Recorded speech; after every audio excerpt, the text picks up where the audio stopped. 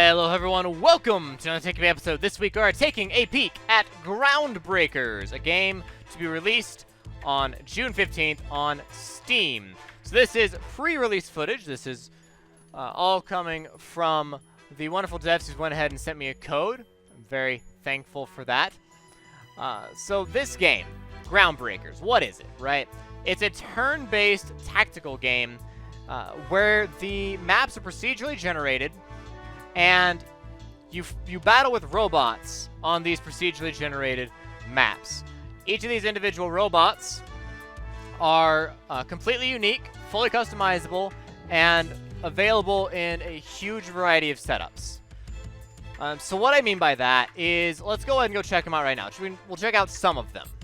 Okay, so we go to the units, and you can see right here we have 5 robots right down here. The Dual Claw, WP00, White Knight Cannoneer, and Angel 01, right?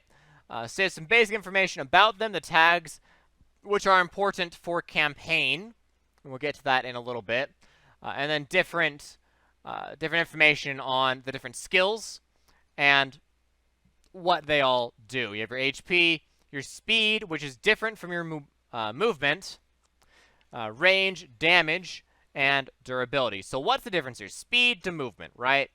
So speed is how fast you will appear in the turn order. Movement is how far your robot can travel on the battlefield itself. Where climbing up takes an additional movement. So a standard tile takes 1 movement, climbing up takes 2 movements. So you move 1 tile over and then go up, and that takes 2 movement. We'll see that a little bit better when we get in and show a little bit of the information. But what does it mean with the fully customizable robots? So you go in here, you have chips. Now I'm only showing viable level chips. I have a lot of them, and you can compress them, combine them, and sell them. But we're only showing the level, the ones we can use right now. So what is all this compress, combine, sell nonsense? So if you want to compress a chip, you can see the chips are made of tetraminos. So you click on, say, this chip, right? We want to compress this. But we can't because we don't have advanced compressor tokens. We need these little green ones. We need 5 total. With the white, we have 4, and again, we need 5. But what this does, if we go ahead and go back to chips, and I think White Knight has it? Yes. So you see how this is 3. Right, it is a 3 instead of, for example, these 4s right here. So you compress it, and you reduce the amount of space those chips take up on your robots. Very important. Very, very useful going forward. It's something that you'll absolutely need to make yourself strong enough to go ahead and push yourself all the way in to where you need to go. Like, to beat all the appropriate enemies, you will need to compress chips. What you can also do is combine chips. So if we want to combine, say, these 3 T blocks, right? We'll get a random green.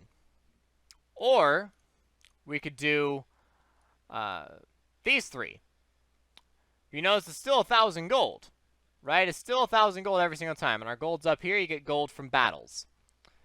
But we can go and combine these and make something new. So, for example, this is normal attacks deal 4% damage to victim neighbor units, so splash damage, right? This is a 3% chance to deal 50% extra damage, so crit chance, and restore 1 HP per turn.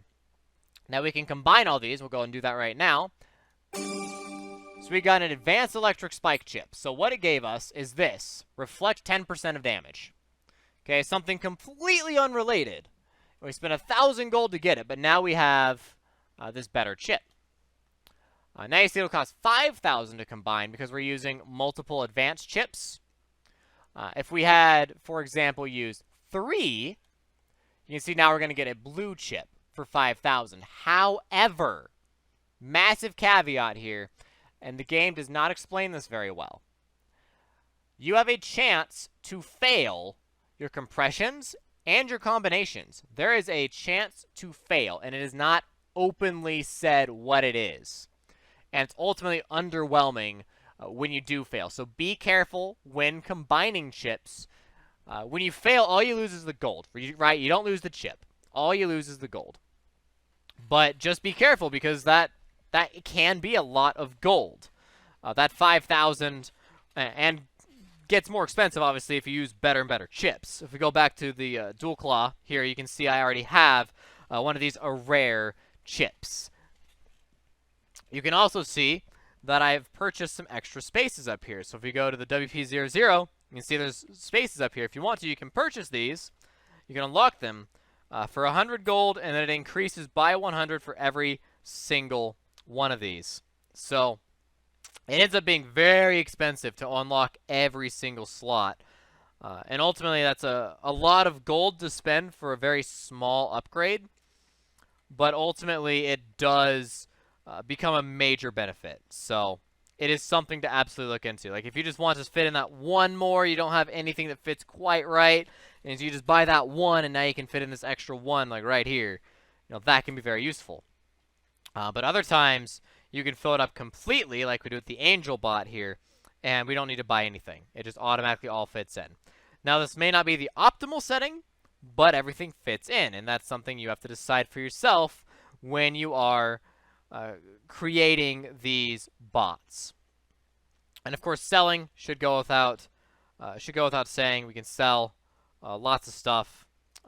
Really only do that if you're desperate for cash. Most of the time, gold's not going to be a problem. You can also create new robots, right? So let's go ahead and see what we can do here. So right now, I can't create anything because I don't have enough parts, and I know that. But you just start clicking on these, and it'll be like, okay, so this is all the parts that I have, and these are all the blueprints that I currently know about of robots that I do not own. Can I make something out of this? And the answer is a resounding no right now. The answer is an absolutely resounding no. But you can see they fit into different spots.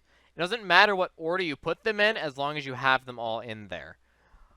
Some of them take a whole lot of one. Like you can see I put 6 in here of these wheels.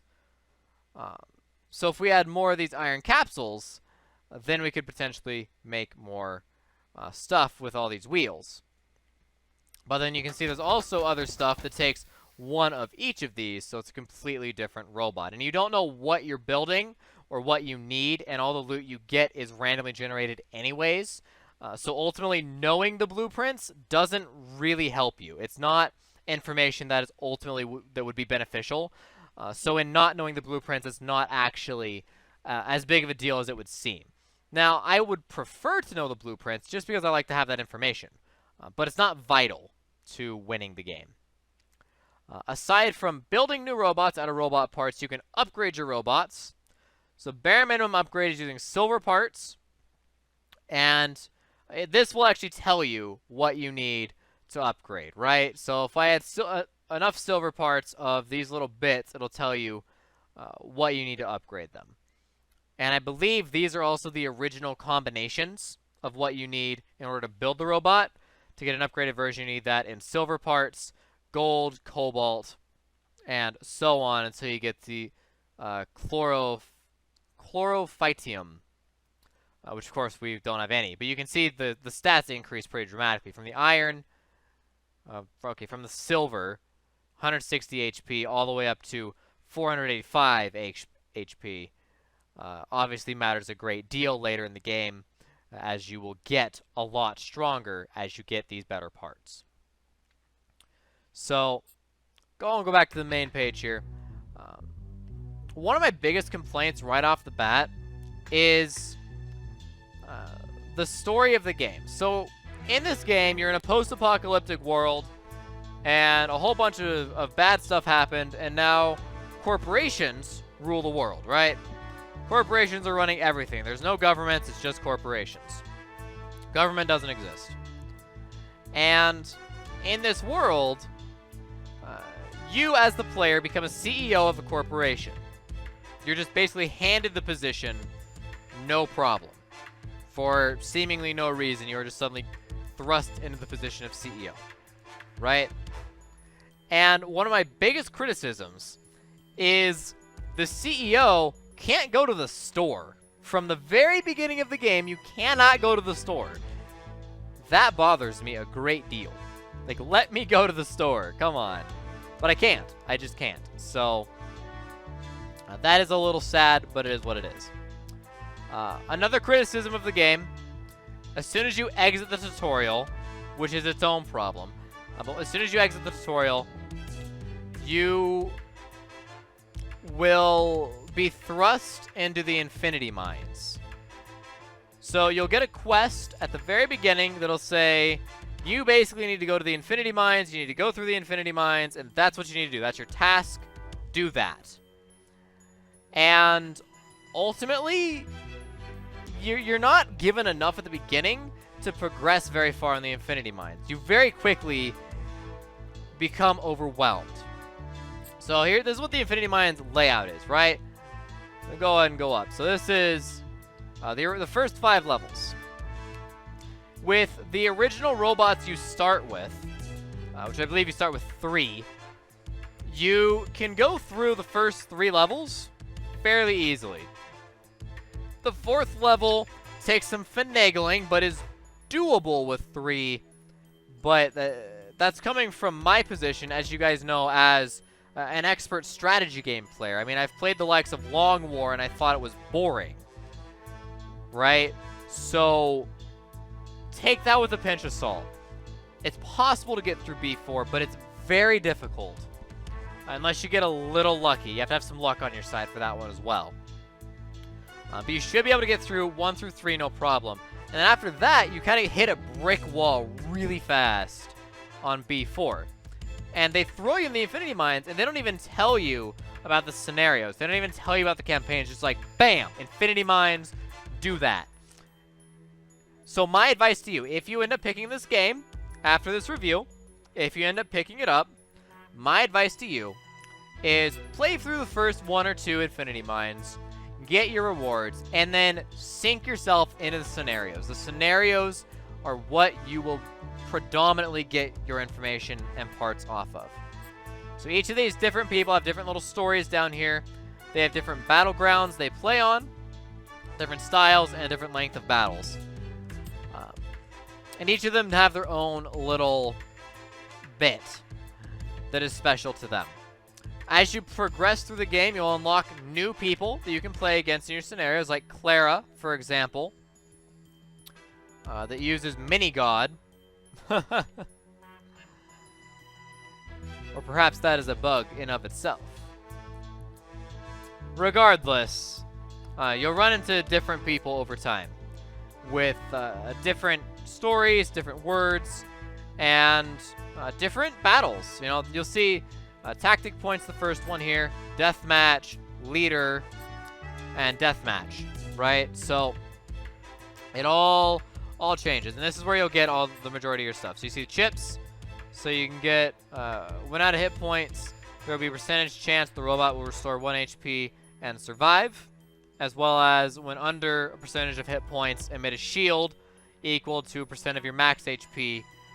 That will absorb a little bit extra damage. So you get a little bit extra HP when you start taking some serious damage.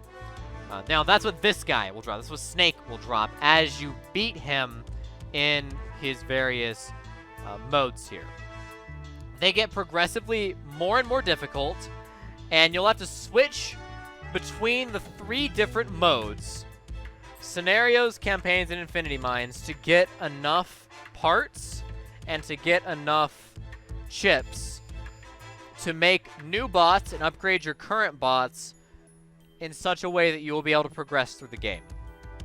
Now, Infinity Mines is very long. It has 100 or so levels, and you can see this is level 5, or, well, this is level 6 right here, right? So this is the very beginning, but as soon as you beat the Infinity Mines, you get better parts. Like, you're guaranteed, X amount of parts. So this is guaranteed silver parts. Whereas if you go into the scenarios, you're guaranteed chips. However, you can get parts straight from the battle. So let's go ahead and jump into the campaign and show you guys what I mean.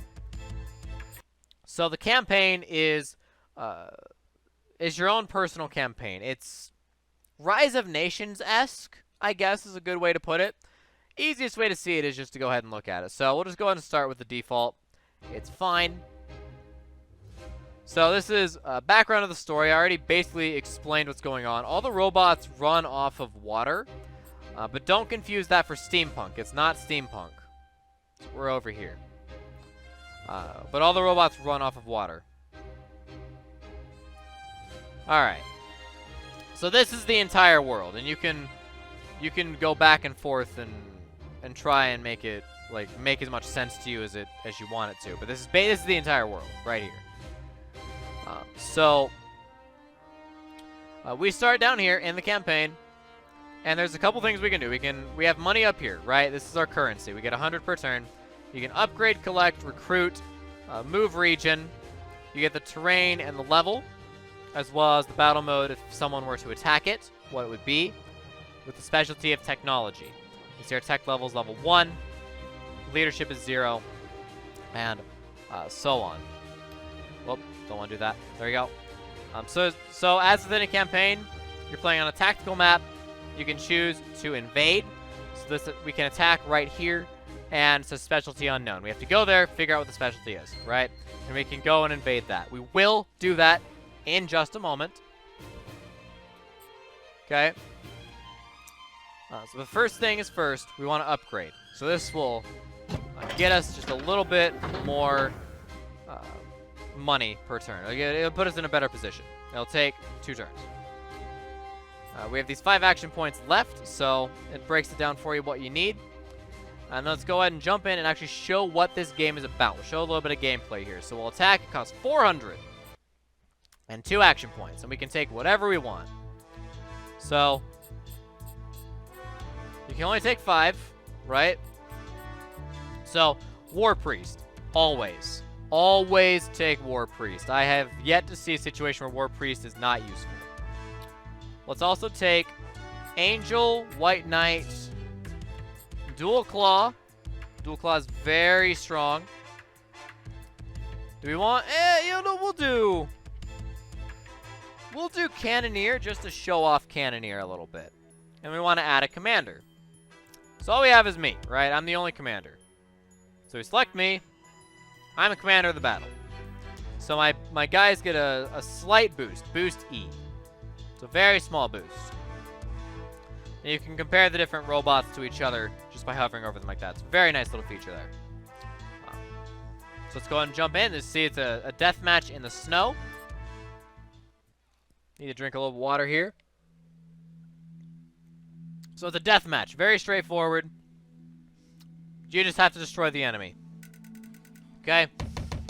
So what's going on here? What is all this jazz that is the battle? So this arena, as you heard earlier, is completely procedurally generated. It is an algorithm. And it changes again and again and again. So you think perhaps they have the advantage here.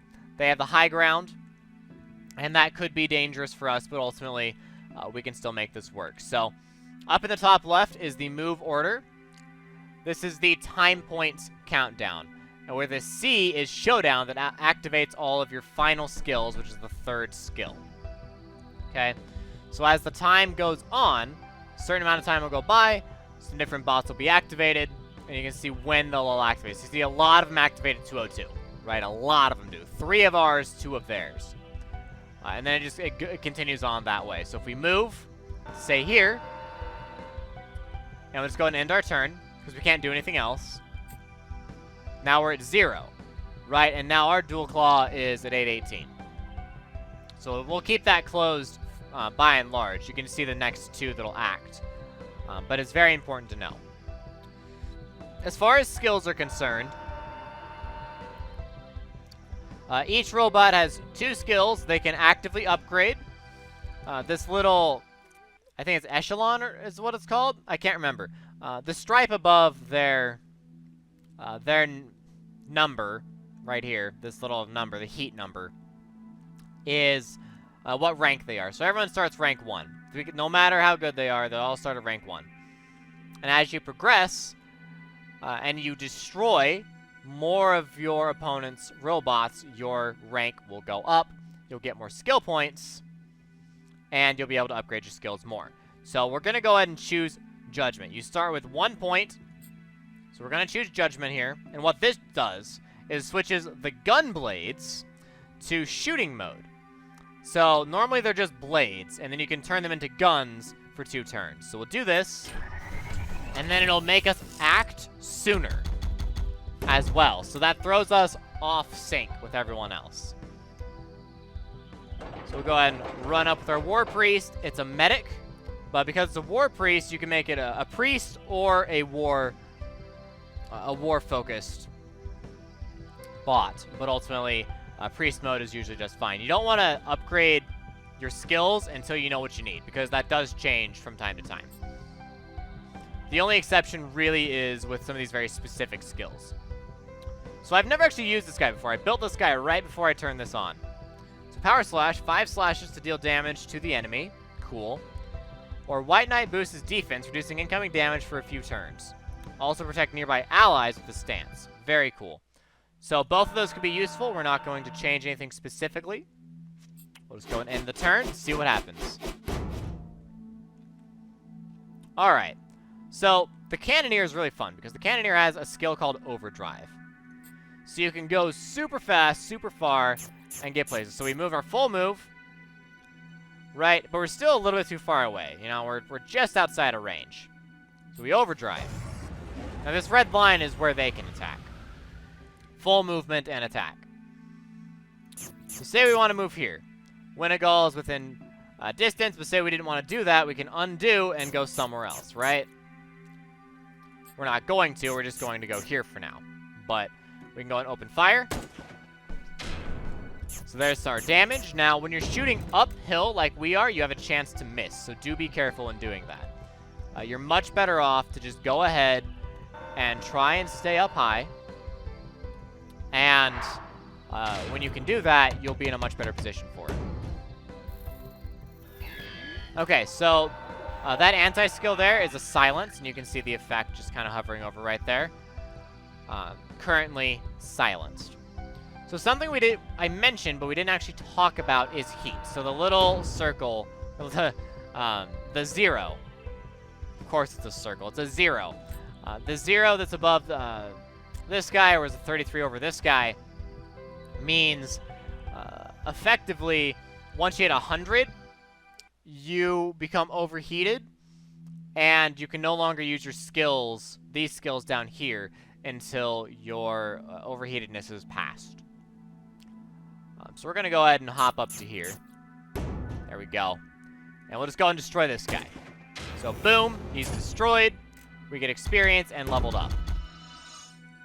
So what happens to the guy that was destroyed is he will go back to his spawn point. You can see him right there. He's back in his spawn point. And he has durability. So if you look down towards the center of the information box there, you can see durability 1 of 2. So we've destroyed him once. If we destroy him twice, he will no longer respawn. We'll go ahead and go to here. That's fine. And let's go ahead and lay into this guy. Cable next. So he came over, he attacked our Cannoneer, and he teleported in doing so. So we're going to punish him for that. Just beat him. Just pound him. Destroy him. Alright, we can do the same thing. Go ahead and go over here, and this will hopefully take him out. Not really. That actually didn't do that much damage. Well, alright then.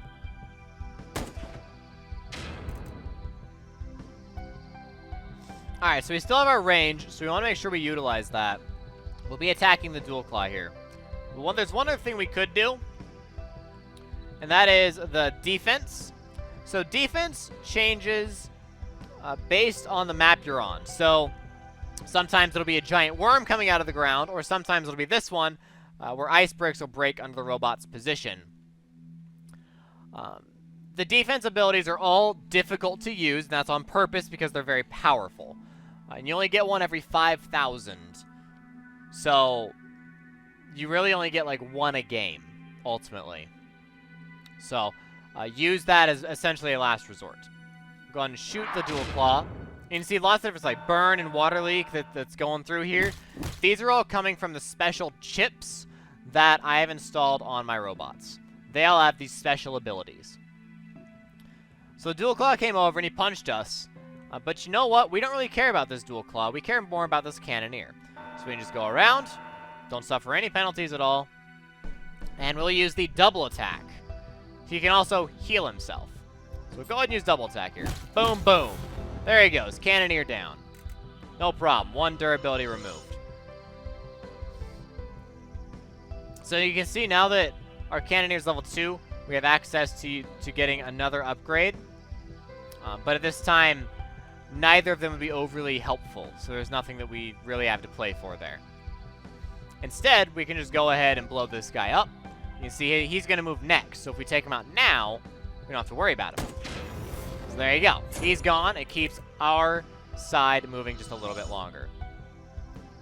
So this little thing that he dropped right here, we pick that up, and that's a nice little part that we can then use to build more robots out of. Now, unfortunately, because we're still silenced, we can't use our heal ability that we just unlocked. So we need to go ahead and move over to here. Now, we're not going to lose this part.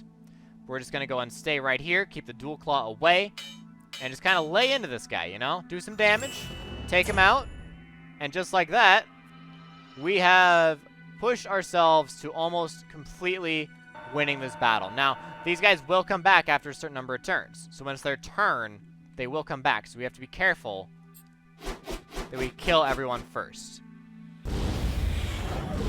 Okay, so that right there is one of their skills, right? Just did some bombing runs and did some damage to us, which it sucks, but you know what? We're okay.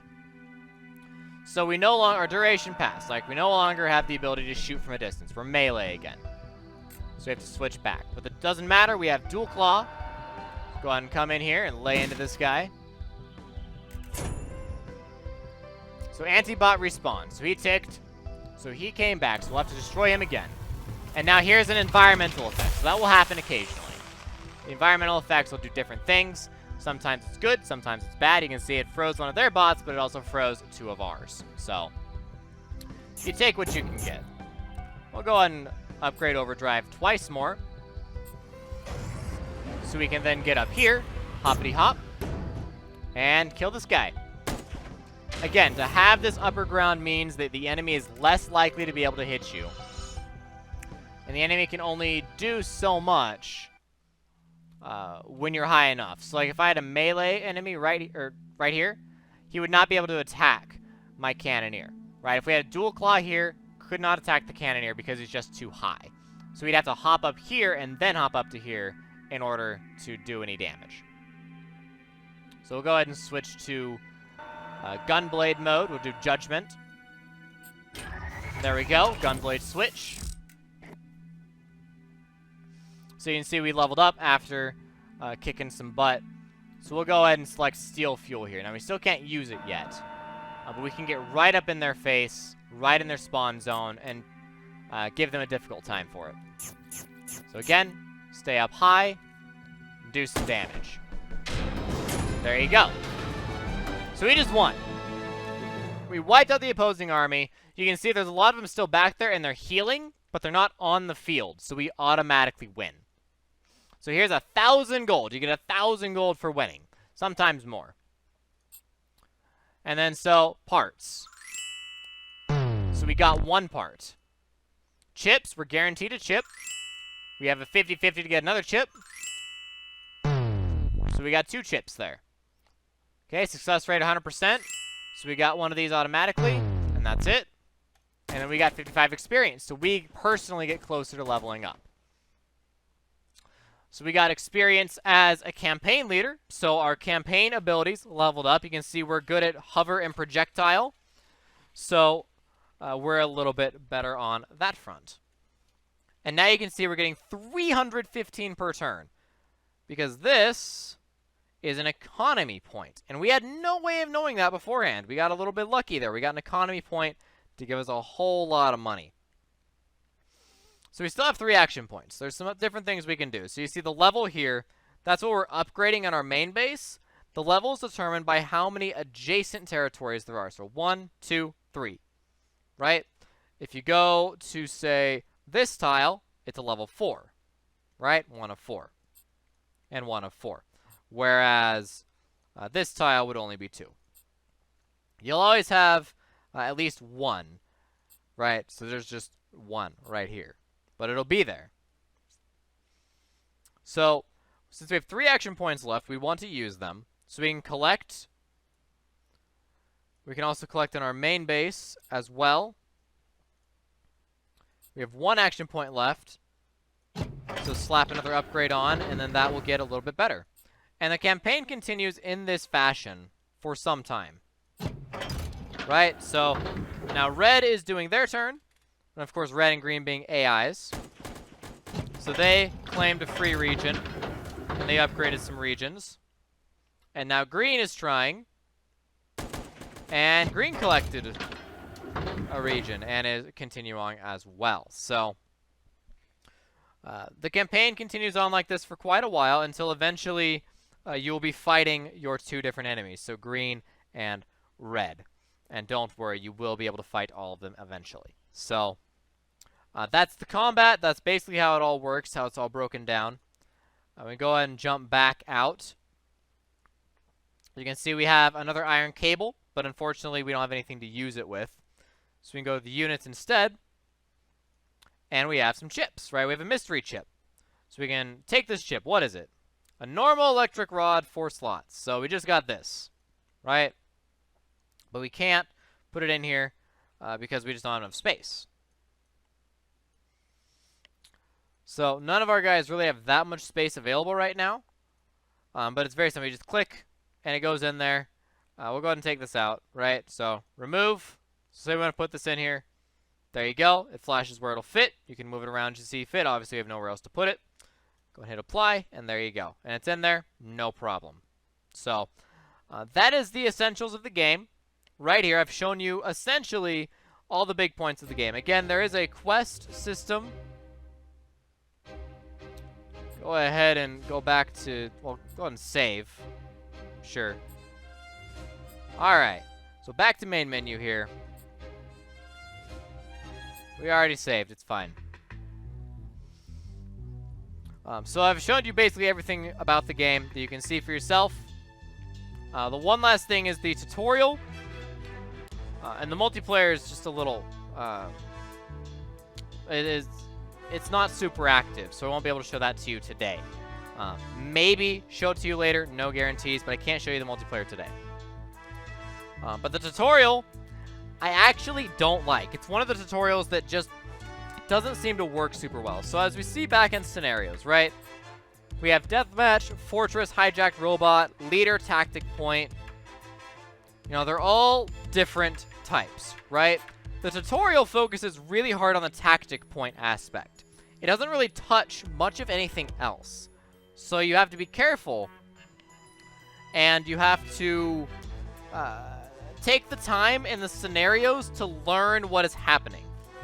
Now, you can pretty much always win deathmatch style. Whether you're playing Fortress or Leader or anything, you can pretty much always win deathmatch style. As you saw we did there in the campaign. Granted, that was deathmatch, but even if it was tactic point, you could still win by eliminating your opposition. So it's very straightforward. But the tutorial focuses hard on tactic points. And I think that is a big weakness of this game. Also, again, I don't like the fact that I can't go to the mart from the very beginning. I think that's a little weird that it's disabled from the beginning. The story itself is not compelling. It's just, it doesn't seem that interesting to me personally. And I kind of think maybe the game would almost be better without the story going on. It feels very hollow, ultimately. The campaign, I think, is the most interesting part because you're playing 2 different games at the same time in the campaign. You've got the grand strategy as well as the on-field tactics, and I think that's cool. But it's ultimately not that different from scenarios or from Infinity Mines. It's just not something that stands out very well. So again, if you plan on playing this game, if you do plan on picking it up on Steam for $10, it will be off discount 25% on release week. So if you want to pick it up now. It'll be 25% off. But if you do end up playing this game, play a little bit of Infinity Mines, and then play Scenarios, and back to Infinity Mines, go back and forth for a little while until you get several bots. I'd say 5 is a safe number to progress the game with. You need 5 bots. You can beat the first boss with 4. 5 is easier. 5 is better. So play the game until you can get 5 bots, and then you can really start opening up the game, and the game really starts to become a bigger overall experience. Last little bit here, the options are very straightforward. There's really not that much to touch, not that much to play with. You have your resolutions, graphical styles. This game is made in Unity, so it does have the same basic graphics as you would expect in Unity. And I imagine if you're a modder, the fact that it's made in Unity would make this a little bit easier for you. So the verdict, right? What do I think of Groundbreakers as a whole, as an indie title? I would give it a 6.5 out of 10. One of the lower scores out of the Take-A-Peeks for sure, but that's largely because it took me a long time to sit down and actually figure out how to enjoy the game. And that sounds really bad, but it kind of is. You know, I forced myself to play the game and to learn aspects of the game so that I could create an intelligent review. Because there were many points in the game that I felt I wanted to just uninstall it, walk away, play something else. You know, play a different strategy game is what I was feeling. And I forced myself to play through and to really learn this game. And once I learned what was going on, as I explained it to you guys as best as I could, once I learned how to play the game, then it became much more enjoyable. But the barrier to entry in this game is definitely steep. It's a big barrier to entry, and you're going to have some patience with the game. And again, I can't emphasize this enough. If you play this game, take my advice and follow it explicitly. Flip back and forth between Infinity Mines and Scenarios until you get 4 or 5 bots. You have to do that, otherwise you're not going to be able to progress the game at any sort of reasonable pace. It is just difficult. It is very difficult at times. Again, great concepts, but the overwhelming feeling I get from this game is that it's a PS2 game. A game from 15 years ago that is missing out on a lot of modern quality of life things that we see in day-to-day games, right? That it's missing out on just the very bare minimum basics. So, again, that comes down to just playability. Like I was saying before, the fact that you can't do the main quest line, you can't do the main storyline in Infinity Mines easily. And also the fact that some of the buttons are really small. So, like for chips, for example, I didn't see this button for a long time. Right? This button right here, very important button. Did not see it for the longest time. Like, I did not know it was there. The font is small, and the fact that there's information missing, right? So if I want to compress this chip, there's a chance, it says success rate right here, 100%, right? But, like, little bits like this are super, super easy to just completely miss. Especially if you're just trying to go through and figure out what you're doing. Like right here, it doesn't give you a success rate, right? You're not given a success rate right here. But there is a chance to fail. And just that right there, that's just a quality of life thing. Like, Tell me there's a chance to fail, please. I would like to know that. And that just doesn't always exist in this game. So, anyways, it's just those little things that just add up over time that have led me to being initially very frustrated with this game. My initial review was much harsher than when I got to actually learn how to play the game. Once I learned how to play the game, it was a perfectly fine game. Groundbreakers, perfectly fine game. There are a ton of different robots, and as you keep playing the game, you keep seeing new and novel things, both from the AI and in just the different robots you'll encounter, and the different chips as well.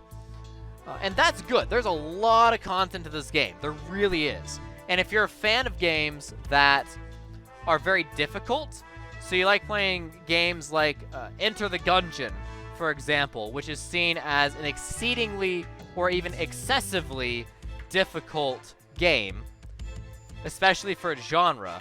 If you're a fan of playing those types of games, I think Groundbreakers is great for you. You can come in, you can really test your mettle, and you can say, I'm one of the people that can play this game. And you know what? If that's your play style, this game is absolutely for you.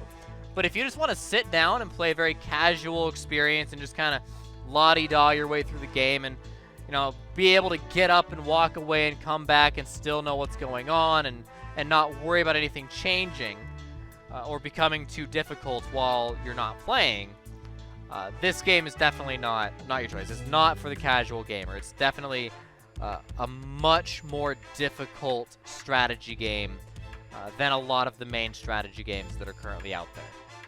So, again, 6.5 out of 10. It gets a D. In the American education system, at least, that's a D. But, like I said, there are definitely some things that are positive. It's very innovative. There's a lot of content. And the campaign I would say, is the most interesting part of the game. But again, breaking down the negatives, tutorial doesn't really cover enough, and it just misses a lot of quality of life stuff. It feels like a game that's over a decade old. It feels very retro. But in a bad way, ultimately. In a bad way. So, that is Groundbreakers. Again, it's in the description down below if you want to go check it out on Steam. $10, 25% off on the release week. And I hope you guys enjoyed this Take a Peek episode. If you liked it, give it a like, subscribe to the channel, share it with friends. Best thing to do for the channel is share the video. Thank you to Amphid for being a Patreon supporter. And, of course, thank you to the devs for sending me the key, as I'd never thank any of the devs who send me all these review keys often enough. So, thank you for the key. I do appreciate being able to review the games. So, again, thanks for watching. I will see you all next time with more Take a Peek episodes. DFTBA.